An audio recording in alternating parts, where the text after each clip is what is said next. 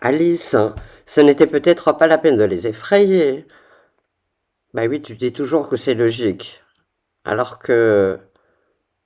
Coiffe tes cheveux, on nous regarde là. Bonsoir, chers amis. Alice et moi-même regrettons de ne pas pouvoir partager avec vous vos belles communications, les repas et tous les bonjours que je vous souhaite à tous.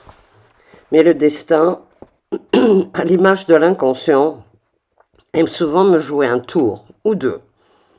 Il estimait que peut-être vous comprendriez mieux ma communication, qui est le travail psycho-art-thérapique avec les enfants qui ont souffert du Covid. Il m'a déclaré Covid positif. Certainement, afin que vous puissiez, à la fin de ma communication, me proposer une thérapie par le dessin, afin d'élaborer mon vécu Covid actuel. Je ne vous fais pas le dessin, mais je peux vous dessiner mon avatar. Mon image réelle est fiévreuse et bouffie. Celui-ci peut-être. Non, plutôt celui-là. Et voilà. Lacan au pays des merveilles en 66 dit la corrélation la plus efficace à situer Lewis Carroll, c'est l'épique à l'ère scientifique. L'impossible mesure, qui de nos jours s'incarne dans la démesure. L'évaluation, les normes, la dite normalité, et surtout la multiplicité de la normalité, envolée en éclats avec le trauma général de la pandémie. Comme Alice, l'humanité est tombée dans le terrier du lapin et continue cette chute qui n'en semble jamais finir. Épique, dirait Lacan, et non mythique. Que fait alors Alice, fille impubère? Elle fait des calculs sur la distance qu'elle est en train de parcourir, de tomber, se parle à elle toute seule, car elle est toute seule, se demandant à quelle sauce va-t-elle être mangée. Est-ce que les chats mangent les chauves-souris? Est-ce que les chats mangent les chauves-souris? Est-ce que les chauves-souris mangent les chats? Mais chaque chute a une fin, impossible de tomber plus bas que le fond. Et là, une vaste salle avec des portes fermées à clé. Une clé en or, posée sur une table en verre, s'offre à elle. Finalement, le possible n'est qu'un éternel impossible. La clé ouvre une minuscule porte derrière un rideau. On ne franchit jamais qu'une porte qu'à sa taille, et prendre avec le lapin pressé bien la mesure de l'absolue altérité de la préoccupation du passant. Terré dans le confinement, bien au-delà de la restriction réelle, l'enfant trouve les portes closes, piégé dans un no man's land et réalise sa finitude. Oh, que je voudrais pouvoir rentrer en moi-même comme une longue vue. Car voyez-vous, il venait de se passer tant de choses bizarres qu'elle en arrivait à penser que fort peu de choses étaient vraiment impossibles. Les enfants que nous recevons au cabinet depuis la pandémie viennent pour des apparences psychosomatiques, des troubles du sommeil, constipation, traits dépressifs, toute forme de la dite hyperactivité, et une régression au stade précoce du développement psychoaffectif. Curieusement, beaucoup d'entre eux ont l'âge de la phase de latence, mais avec une remise en scène du complexe d'Oedipe. D'après leur discours, les conséquences sociopsychologiques de la pandémie n'ont pas été d'ordre du psychotraumatisme, ni des dits troubles, comme l'histoire d'Alice. Sans user d'aucun trouble, on peut produire le malaise. Leur destin est bien celui d'Alice, incarnant une entité négative dans le corps du sujet. Et alors, il s'est produit un télescopage du réel avec le ça, l'impossible devenu tout d'un coup familier. Mais revenons donc à nos lapins. Le bureau de notre cabinet étant aussi en verre, nous nous sommes mis à la recherche d'une clé en or. La problématique des enfants présentés ici, tous narcissiquement fragilisés, est venue se greffer avec le confinement, s'exprimant donc après coup par des somatisations et ou une angoisse indéfinissable, avec une difficulté particulière à exprimer leur ressenti émotionnel. Nous avons donc conçu une thérapie par le dessin, une dialectique matérialisée d'organisateur de contenu de la pensée, se déployant dans la zone transitionnelle qui en tant que telle conservera la trace de l'intime de l'enfant. Un acte créateur en soi. Le premier dessin consiste à identifier les états émotionnels dits primaires. La joie, la tristesse, le dégoût, la colère, la peur et la surprise. L'enfant est invité à décrire le mot, puis de choisir la couleur avec la consigne « Dessine les émotions que je te propose ». Sur la même feuille, à l'aide des dessins précédents, il est invité à exprimer le ou les états émotionnels autour de sa problématique singulière. Dessine ce que tu ressens au moment où. Sur une autre feuille, il dessinera la problématique qui a surgi au temps du Covid et du confinement et la temporalité de son vécu, mesure de l'impact sur son organisation psychique. Maintenant, tu te dessines d'abord toi, d'abord avant le temps du Covid, confinement, pendant, et ensuite comment tu te représentes aujourd'hui. Il est à ce moment-là demandé qu'il dessine sa représentation et le ressenti n'est pas précisé dans la consigne. Or, tous ont associé leur représentation à leurs états psychiques et émotionnels, projetant leur angoisse spécifique et le lien qu'elle entretient dans la temporalité. Ainsi, le travail dans la zone transitionnelle est basé sur les 3 registres organisateurs.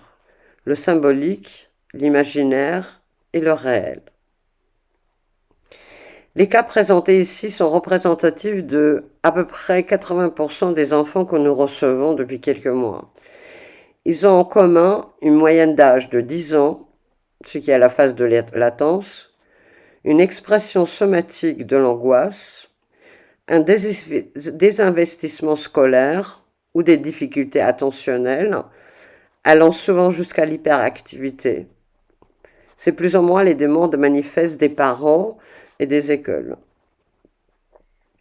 Les résultats obtenus au bilan cognitivo-intellectuel par le WISC-5 et la NEPSI se situent dans des zones de potentialité de la moyenne, souvent supérieures, voire très supérieures. Il en est de même des résultats mesurant les fonctions attentionnelles, l'inhibition et la cognition sociale. Les difficultés, donc, elles semblent être purement d'ordre psycho-affectif et non pas cognitif. Les bilans projectifs, le Rorschach et le CAT, témoignent d'un développement psycho-affectif équilibré, correspondant à leur âge, et des relations libidinales souples. La représentation de soi avant le Covid est toujours jaune soleil et candide.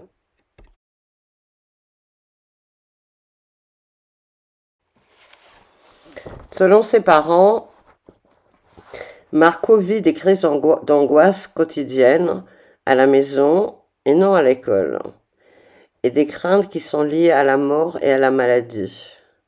Il rejette tous les aliments 2 à 3 fois par jour, pleure souvent et il dit qu'il a peur d'avoir peur. Il dira « Ça arrive dans ma tête, puis je suis submergé par une émotion angoissante ». Pendant le Covid, son papy a été hospitalisé en urgence et il a assisté à la scène de l'ambulance et tout ce qui va avec. Marco a alors été pris de panique et ces crises se répètent depuis. J'aurais jamais voulu que ça arrive, cette émotion. Ça fait énormément peur. Quelque chose qui est énervé, veut pourrir ma vie, qui veut pas sortir de moi. J'ai peur que ça ne partira jamais. La thérapie par la parole n'a pas suffi pour faire sortir et partir la peur. Au dessin, la peur d'avoir peur, dessinée en marron, exprime cette pulsion de mort massive, si énorme qu'elle devient angoisse, et trace sa problématique centrale. Marco écrit son nom, pose le signifiant dans un cadre pour faire trace, pour la maîtriser. Le visage de l'angoisse sourit. L'angoisse s'est figée au temps du Covid, faisant naître la peur et la tristesse en même temps, comme il dit, avec une bouche qui fait trait et fige. Aujourd'hui, il a toujours énormément peur, mais il dira qu'il sourit, parce que depuis la thérapie, l'angoisse, comme il l'écrit, s'est transformée en quelque chose qui n'est plus de la peur et qui est surtout moins forte. Depuis le confinement, Robertino, d'apparence frêle et réservée, a du mal à aller à l'école. Il a des douleurs abdominales récurrentes, surtout s'il doit se séparer de sa mère, une onchoprésie, et il s'arrache les cheveux. Les bilans somatiques n'ont rien trouvé. Il a des périodes où il voit tout au négatif, dit la mère, pose 1000 questions. Tout doit être maîtrisé, sinon il est angoissé.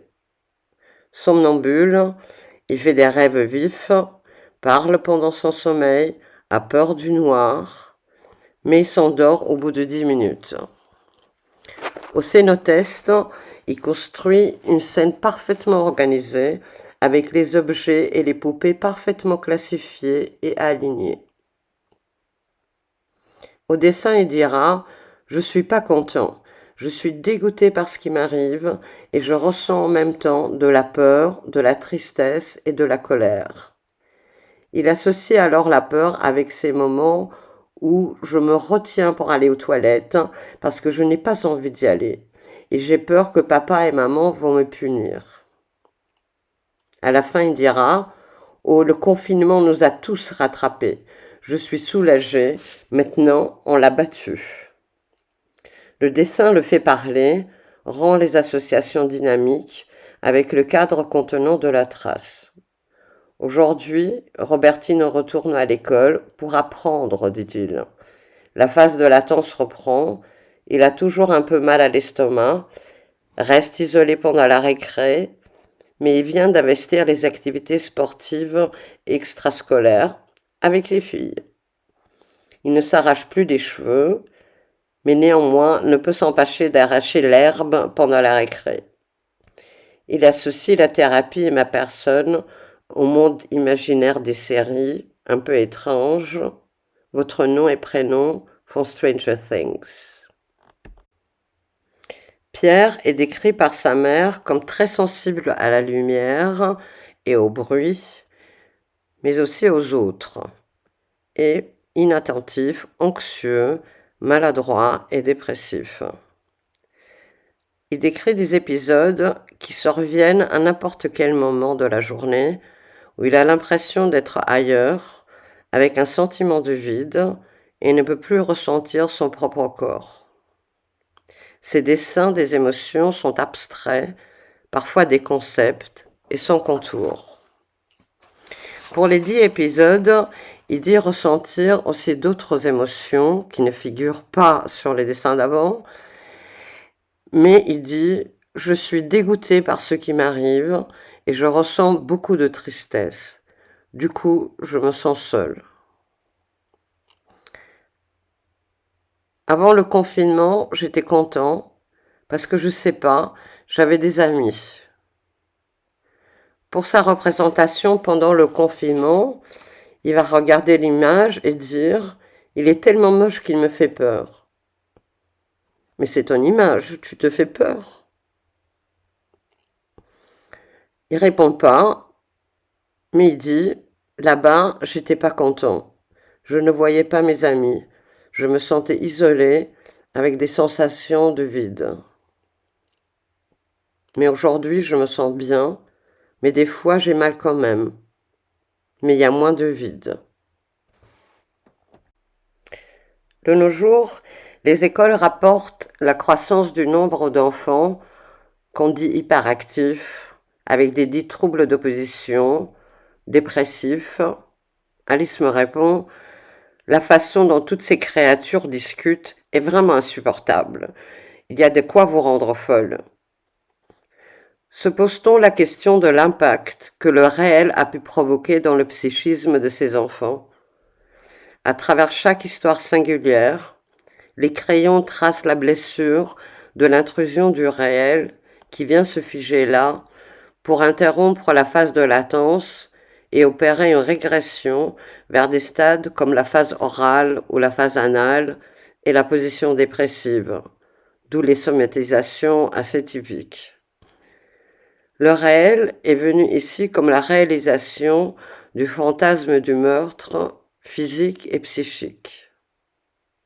C'est de l'ordre de ce qui n'a pas d'ordre.